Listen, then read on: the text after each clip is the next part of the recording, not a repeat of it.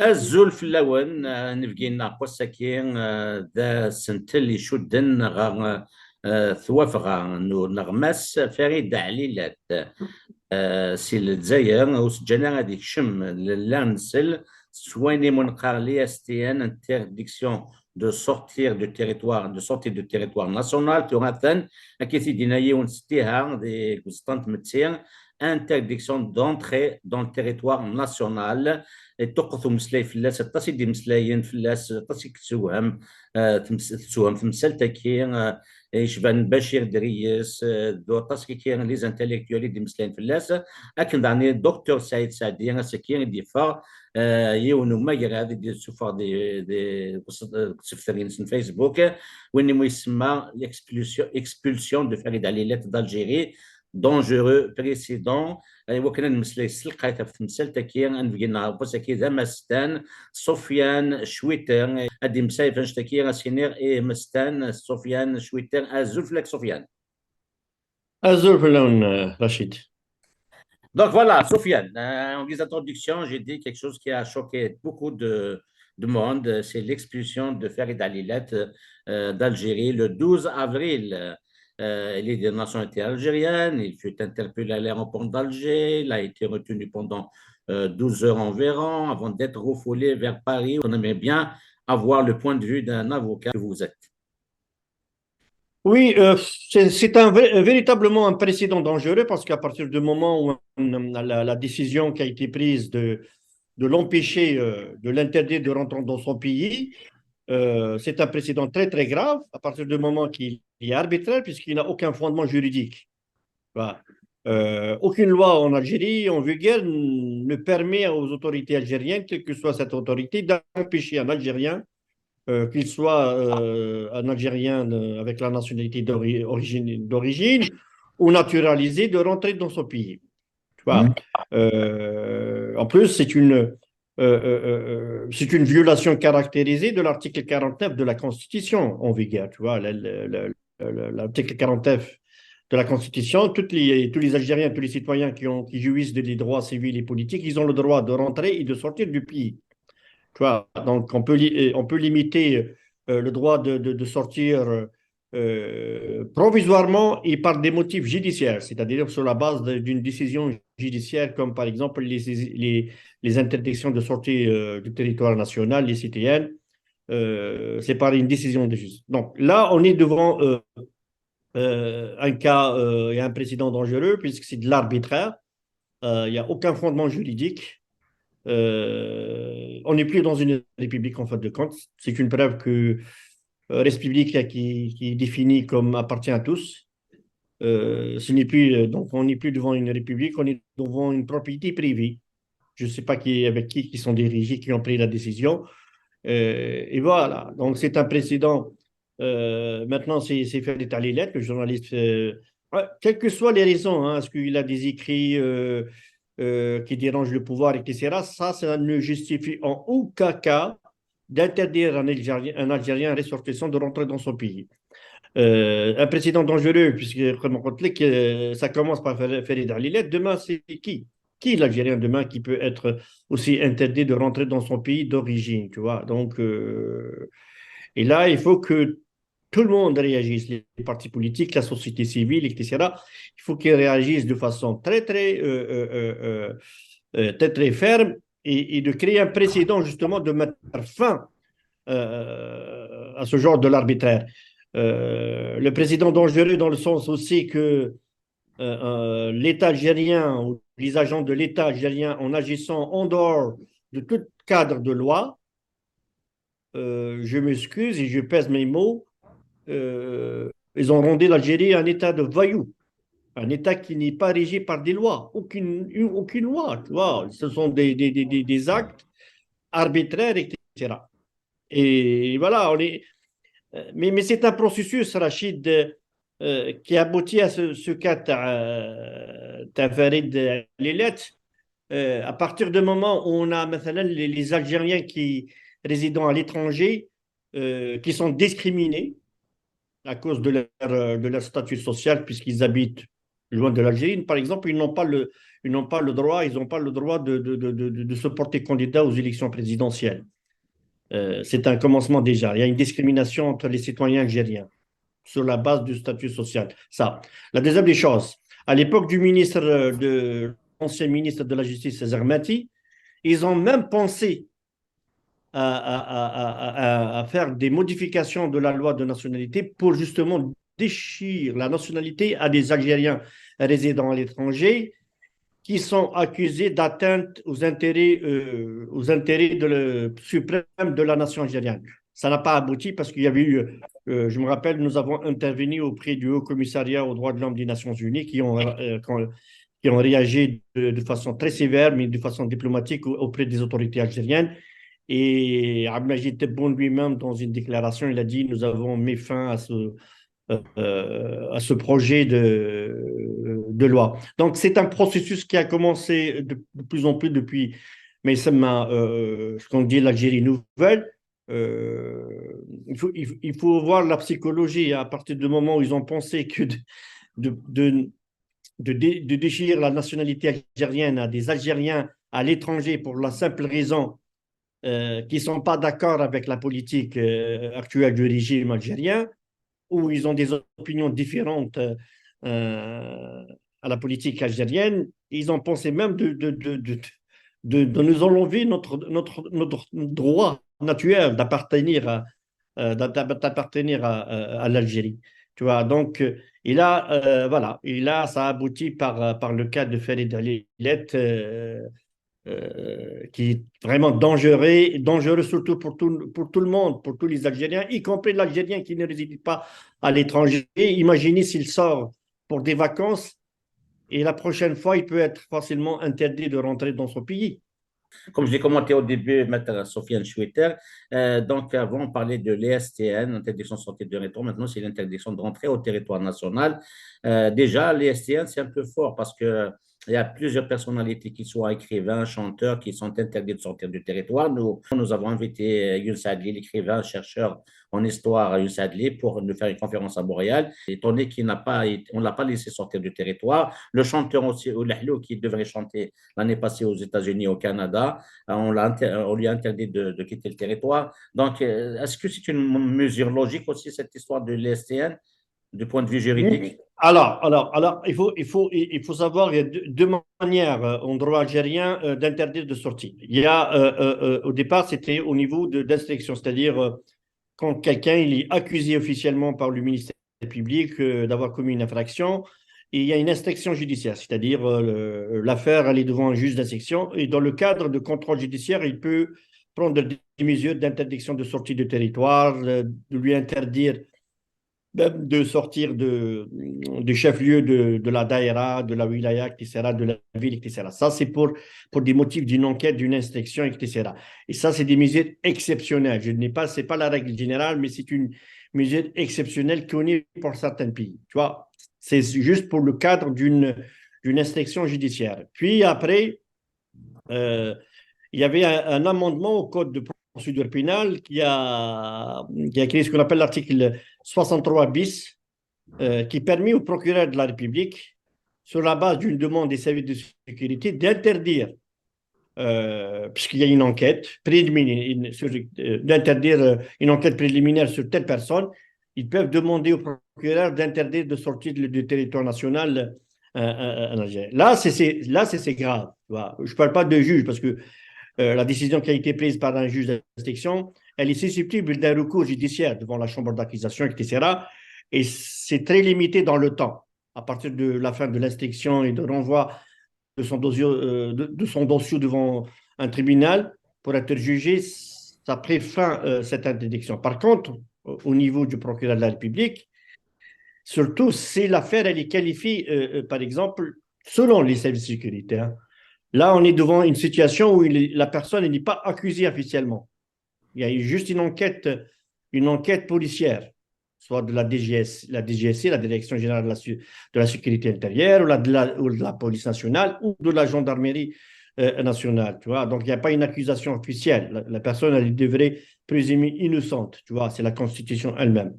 Là, on a donné des pouvoirs exorbitants au procureur de la République de violer le droit à la libre circulation. Le droit à la liberté de circuler, c'est garanti par la Constitution, garanti par les traités et les conventions internationales ratifiées par l'Algérie.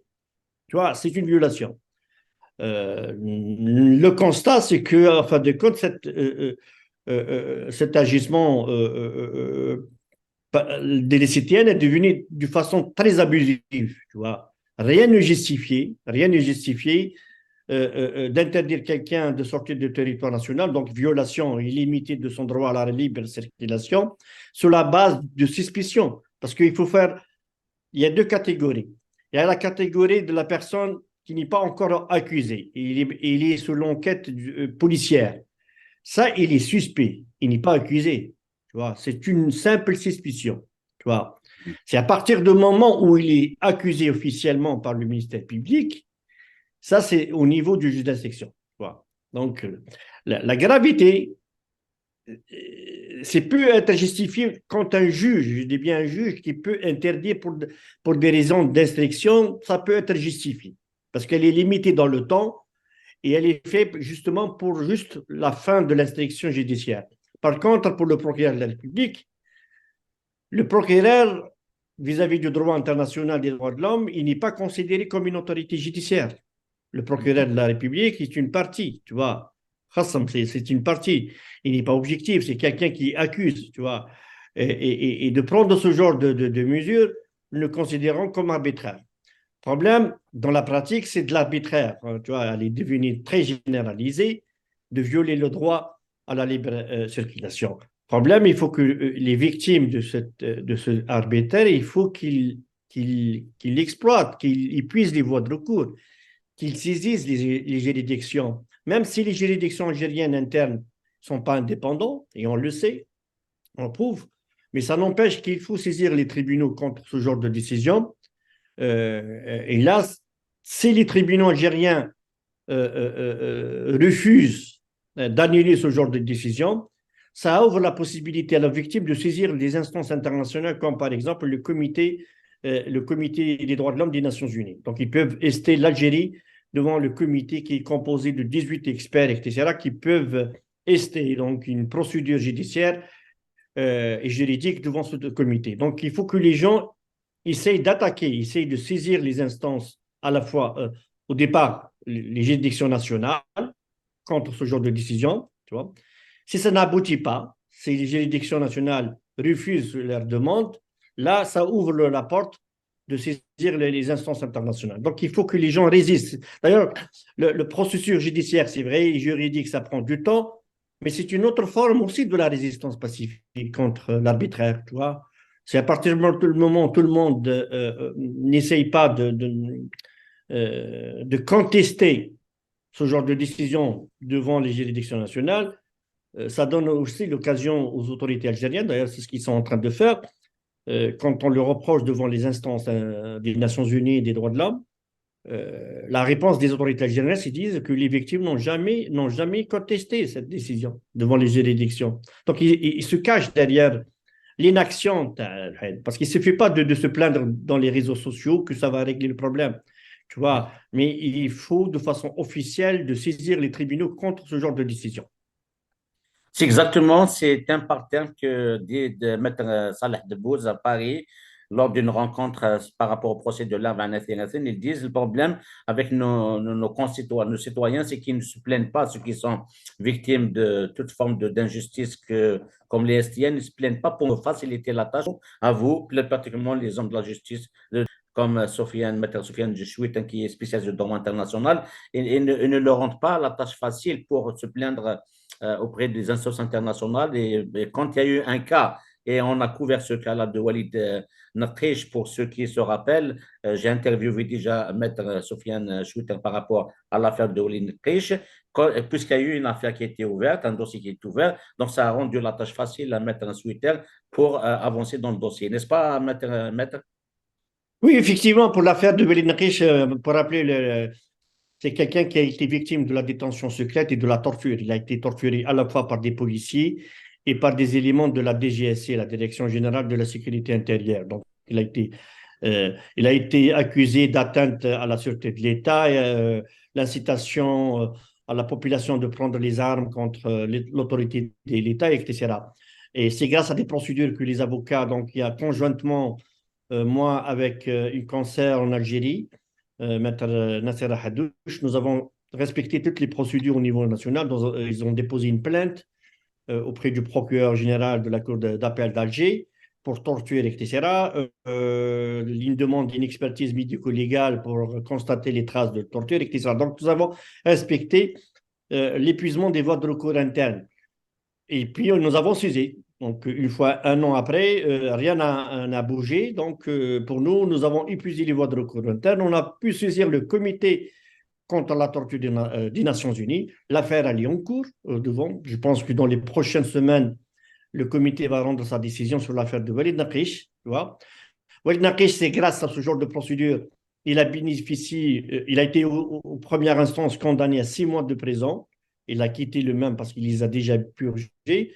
Mais au niveau d'appel, au niveau de la cour d'appel, il a été acquitté. La cour d'appel d'Alger a annulé la décision de sa condamnation et a acquitté de toutes les charges. Donc, il faut se rappeler que Walid Naqish, il a été même victime de la diffamation par certains journaux, comme le Shorouk, qu'il a publié comme quoi que le MAC, il a armé des personnes pour faire des attentats, etc. Donc, c'est toute une diabolisation sur Walid Naqish. Donc, de préparer sur le plan psychologique, préparer l'opinion publique nationale à cette forme de répression. Vois. Mais la justice lui a rendu, suite à des pressions, suite à ce genre de procédure, l'a rendu justice, puisqu'il a été acquitté. C'est quelqu'un qui est innocent de ce qu'on lui a reproché. Pire encore, il était victime de la torture. Bon, nous allons attendre la décision du comité contre la torture au niveau des Nations Unies. Et une fois la décision, et je suis très confiant qu'il y aura une condamnation de l'Algérie pour ce qu'elle a fait par le biais de ses agents, nous allons entreprendre d'autres procédures. Donc, nous allons avoir une décision internationale, puis il y aura encore des débats sur quelles sont les procédures de suivi pour la mise en œuvre de cette décision. Donc, et ça a démontré justement, il faut que les victimes, ils essaient de contester. Il faut décontester, même au niveau national, parce que la philosophie, en quelque sorte, de droit international, il te dit qu'il faut contester devant les juridictions nationales, c'est pour donner la chance à votre État de rectifier l'erreur. S'il ne rectifie pas, tu lui as donné la chance de ne pas rectifier cette erreur, de vous rendre justice, là, ça ouvre à la communauté internationale, donc par ces instances, d'intervenir et de statuer sur cette situation. Donc, je pense que moi, je profite de cette occasion d'interpeller tous les victimes, d'appeler tous les victimes, de contester par des documents judiciaires, par le biais des avocats, etc., devant les juridictions. Tu vois, c'est de l'arbitraire. Une décision, par exemple, de m'interdire de quitter le territoire national sans aucune justification, il faut la contester. Je rappelle, juste pour rappeler les gens, en 2014, le Conseil d'État, c'est une jurisprudence, hein, ça a été publié dans la revue du Conseil d'État algérien. Le Conseil d'État, c'est la haute juridiction administrative en Algérie, tu vois, à rendre une décision, d'annuler une décision de DCTN contre le ministre de l'Intérieur. Une personne, un opposant algérien établi à l'étranger, il a été interdit par la police des frontières de sortir sur la base qu'on lui reproche d'atteinte à la sûreté de l'État, etc. Il a saisi les juridictions nationales et le Conseil d'État, dans sa décision, il a dit « Tout citoyen qui jouisse de ses droits civils et politiques a le droit de quitter le territoire algérien. » Donc, il y a déjà des précédents judiciaires. Donc, je répète, j'encourage les victimes à contester ce genre de décisions devant les tribunaux spécialisés. أثناء وندي قا تداو داغ السقبيت هذه زاني وندي شكا مستان سفيان شويتر إيوا كي يدير سفلس إنك كي البطل وزمينا فغن سيت موتم والحلو يونس عدلي ذوياض ناو كادي إلا نفلس البطل أو ندي قا باللي إلا قد تسمح ما تشتكيم داويم كاكي أزرف نوان زداخل تموت ما إلا نخدم نشما غير أغير سهل نكوني تمثالي وكني نروح نشتكي تدسيوين ثيغلانين لي زانستيتيون انترناسيونال جوديسيير وكنيا نسلحوا ثالوث نسن غير زداد لكن يسلحها ثالوث نوالد نقيش فرنسا ونيت مثلا كاين لا يدس ولا غيشوف غاد يونا كنيا وما كي غاتسيمانيس غاف دوك Facebook. Je viens de jeter un coup d'œil sur votre page Facebook. Vous avez écrit en arabe, je le lis: لقاء فرحات مهني مع موظفي البعثات الدبلوماسية في الأمم المتحدة بنيويورك لكل من السعودية والإمارات. قد تتفق وتختلف مع فرحات مهني، لكن هو السياسي الوحيد الذي يبحث على دعم دولي لقضيته الوحيد. Pourquoi je veux faire le lien avec Farhat Mahni? Parce que vous n'êtes pas sans savoir, on a des amis, des militants, pas forcément des militants du MAC, qui ont été arrêtés en Algérie pendant des mois et des mois. Il y a même un cas plus de 18 mois. Il a trois filles à Montréal, il a une épouse. Il n'est pas revenu d'Algérie au point de perdre son emploi. Et il y a plusieurs qui sont dans le même contexte. Ce n'est pas forcément des militants du MAC, comme le président de l'association culturelle TFNKA en France, qui a 73 ans ou quelque chose comme ça. Il a été directement embarqué à la prison de Qli'a. Leur cas est un peu difficile, ils sont bloqués en Algérie. Donc, en gros, le seul reproche, c'est d'appartenir au MAC, qu'il considère comme une organisation terroriste, alors qu'on voit qu'il a été, Farhat Mahni lui-même, il a été reçu à l'ONU et il est en train de faire des rencontres diplomatiques avec des pays comme l'Arabie Saoudite et les Émirats. Que pense, quelle lecture fait Maître Suiter par rapport à ça? Mais écoute, avant être militant du MAC, ça ne te fait pas de toi un terroriste. Même Ouais. s'il y a ce qu'on appelle cette nouvelle procédure, le Conseil de sécurité là, en Algérie peut mettre les individus ou des organisations sur la liste. Cette procédure a été déjà contestée par les rapporteurs spéciaux des Nations Unies, les droits de l'homme. Ils ont émis des réserves, ils ont contesté. Le dernier rapport du département d'État américain sur la lutte contre le terrorisme dans le monde, sur l'Algérie, lui-même ne reconnaît pas cette question de mettre le mouvement Rached et le MAC comme organisation terroriste, parce qu'il a dit que ce n'est pas pour des motifs sécuritaires, mais c'est tout simplement pour des motifs politiques, parce que ce sont les deux organisations les plus critiques du régime algérien. Être d'accord ou ne pas d'accord, c'est un autre débat. Pour la question de l'indépendance ou le séparatisme, comme vous voulez l'élever. Et à partir du moment où la personne n'a jamais utilisé la violence, n'a jamais préconisé l'usage de la violence, ce sont des délits d'opinion.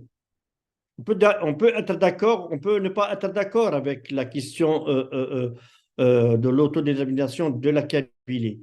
Mais c'est des personnes qui n'ont jamais utilisé la violence, ils n'ont jamais préconisé les usages. Donc, priver de liberté ce genre de personnes, ce sont des prisonniers d'opinion.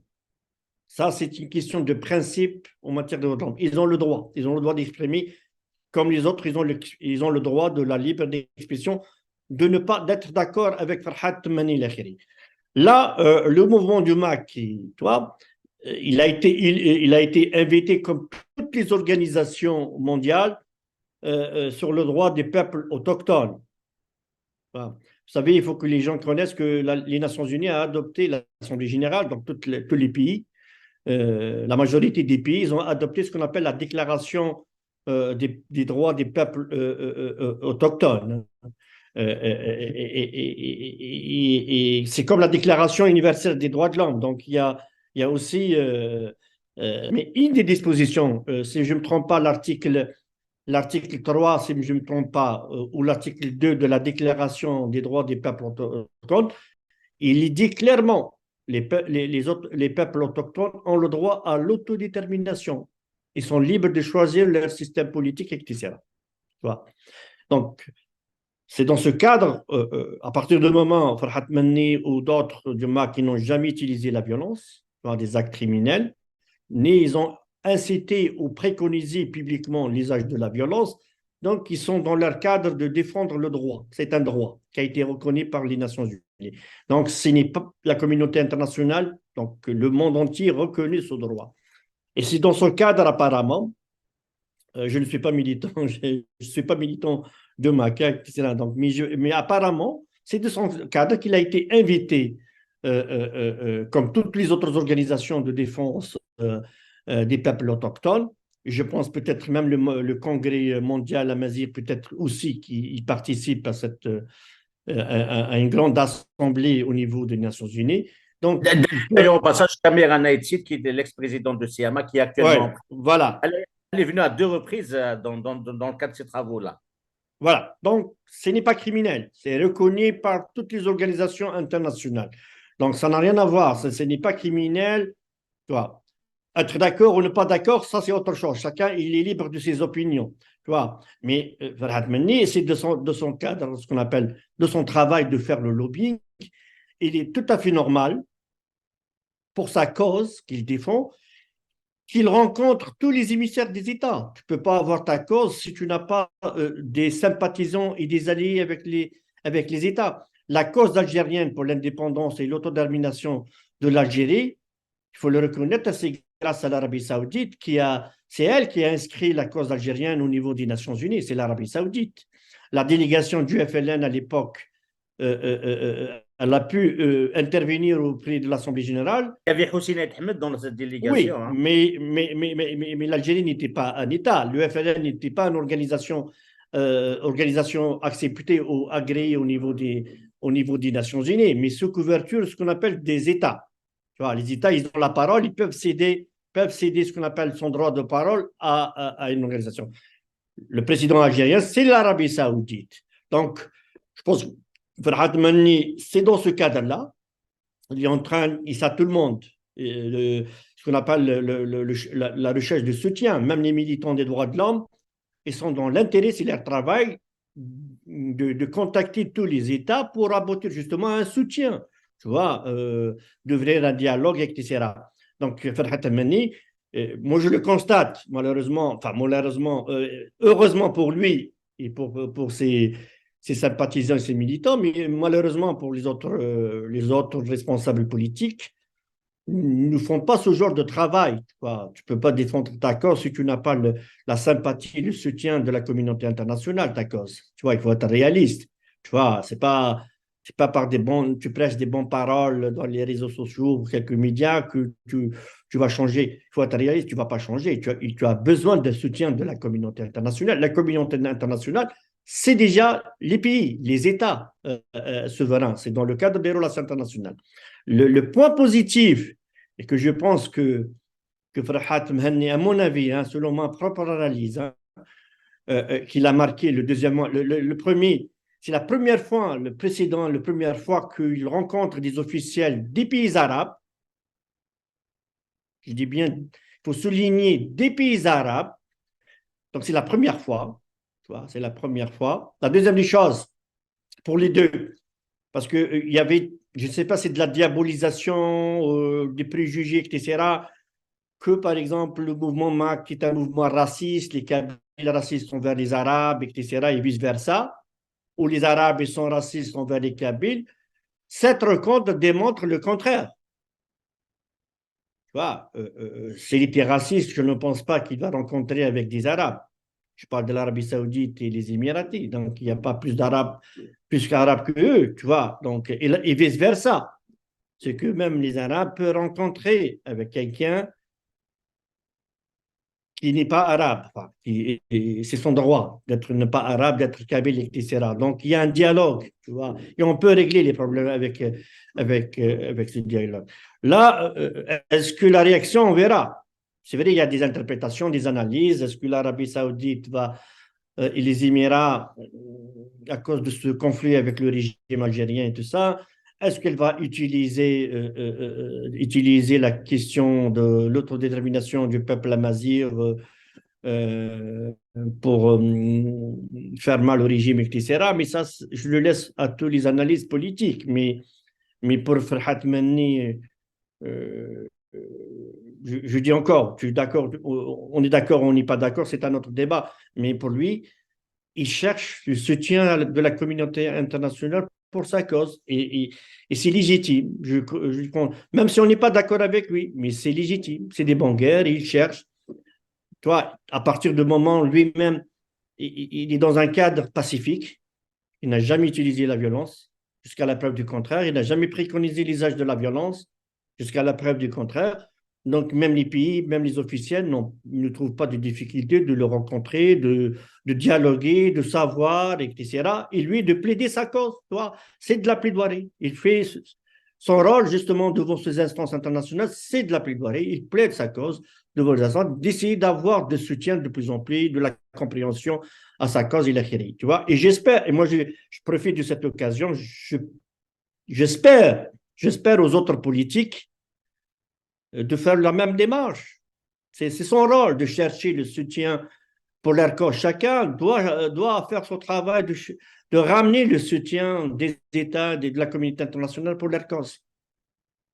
تنمير ثمستان شويتر دولا خاغات خصهم داكينا مستان سفيان شويتر دوين إزكاني كثنا غاف فوزغف الحق كاين قارن صلاغاف ينحل يتكاتس بواطاس التمثال يشدن غار ثوثلايث ديس امازيغ دومنو غاف مازيغ غفان تمسكان يبغى يهضر في لسن ثمسات لفتيسي من السعود قبيلين نسكيك داغي توحبس ديال الجزائر المندن دي ثالث سنين نموس مقارن الحياه كاف وناي امازيغ يتكلم تمسات محمد بابا نجار ضمزه بك الزغام متفن الحبس اللي بدا كثورا يتعدى 18 سبواسون غاف تمسات حميد سداد ديون مسيحيين قبيلي تيدير ديواران دام كرازنا اغريكولتور اكثر ني ثقانا ينسم في شويتر داني الا ذو جابو قادي دي نحلن في مسالت انه عز الدين معاشي ومغناس ام دياز اشاوير باتنا يتسكن ليك سي دي تفنتانير المند ناي امازيغ شكيب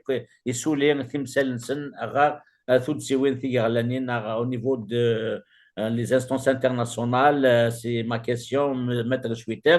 Ça serait bien si vous pouvez nous résumer un peu en gros les affaires dans lesquelles vous étiez impliqué par rapport au drapeau, aux langues, aux cultures amazighes. Alors, ce sont des cas parmi les cas que je l'ai défendu devant le groupe de travail sur la détention arbitraire du Conseil des droits de l'homme des Nations Unies. Donc, c'est des procédures individuelles. Vous avez cité les cas concernant donc la cause Amazir. Alors, la première affaire, c'est la première de Leftissi Messoud, qui est kabyle, de Skikdam, et qui a été arrêté à Alger à cause de l'emblème. Il fait partie des premiers détenus à cause de l'emblème Amazir. Et donc, il y avait une procédure devant le groupe de travail. Le gouvernement algérien a répondu, nous avons répondu toujours par des procédures écrites, etc. Et le groupe de travail, il a rendu une décision qu'il y a une détention arbitraire, on a violé ses droits, le droit à avoir d'avocat, le droit à un procès équitable, etc. Mais le motif derrière cette privation de liberté, de cette répression, c'est pour avoir exprimé ses opinions d'appartenir au peuple amazigh et par la voie d'exprimer par le blâme amazigh. Donc, il y a l'aspect de discrimination, la discrimination basée sur l'ethnie, sur la langue, etc. Le deuxième cas, c'est très connu en principe aussi en Algérie, c'est le cas de Baba Najjar Mohamed, qui Mozabite de Ghardaïa, qu'il a été accusé à tort d'avoir assassiné un autre de ses compatriotes de la ville de Ghardaïa et tout ça. Il a été condamné à la première fois à la peine de mort, puis après la cassation de la Cour suprême, il a été condamné à la perpétuité par un procès inéquitable, tu vois. La même chose, nous avons fait une procédure devant le groupe de travail, le gouvernement algérien il a répondu, il s'est défendu, etc. Nous avons fait des commentaires. Le groupe de travail il a rendu la décision que c'est une violation du droit international. Mohamed Bajad, on a violé ses droits, il n'avait même pas le droit d'appel à cette époque, tu vois, malgré la gravité de ses accusations, etc. On a fait des pressions sur lui, etc. Et le motif, je dis bien la deuxième fois, ça c'est par ordre chronologique, le motif de la répression, parce qu'il appartient au peuple amazigh, les Mouzabites de Ghardaïa. Le troisième cas, c'est de Hamid Soudad, C'est un Kabyle de la région d'Oran, c'est un agriculteur qui s'est converti au christianisme depuis plus de 20 ans. Je pense qu'il appartient à l'église protestante et tout ça. Pour avoir juste partagé il a partagé une caricature sur ça. C'est pas sa caricature, hein, c'est une caricature sur le prophète Mohammed qui déjà été partagée par d'autres personnes. Lui, il a tout simplement partagé, c'était en 2018, avant bien le Hirak. Comme par hasard, la gendarmerie l'a surveillé après le Hirak, etc., l'a interpellé pour blasphème, pour offense au prophète Mohammed et tout ça. Il a été condamné, et c'est discriminatoire, nous avons prouvé aussi. Hein. Il a été condamné à 5 ans de prison ferme. Et là, c'est très important. Nous avons réussi, nous avons démontré la discrimination. Alors, donc, il a été condamné à 5 ans, confirmé par la Cour d'appel d'Oran. Puis, la Cour suprême a rejeté son pourvoi. Donc, le jugement a été définitif. Donc, nous avons saisi le groupe de travail sur la détention arbitraire et nous avons prouvé non seulement qu'il n'a pas bénéficié d'un procès équitable, que c'est une atteinte à sa liberté d'expression et à la liberté de religion, mais c'est aussi des motifs de discrimination sur la base de la religion de la personne, tu vois. Parce que et nous avons démontré avec des preuves que lui, il n'a jamais été poursuivi dans sa vie. C'est-à-dire qu'il a un casier judiciaire vierge. C'est la première fois qu'il a été traduit devant un tribunal. En principe, il bénéficie de circonstances atteignantes. Je ne vais pas citer d'autres noms, mais nous avons ramené, et dans le jugement de première instance et de la deuxième instance, on a mentionné sa conversion au christianisme. Or, se convertir au christianisme, ça ne justifie pas.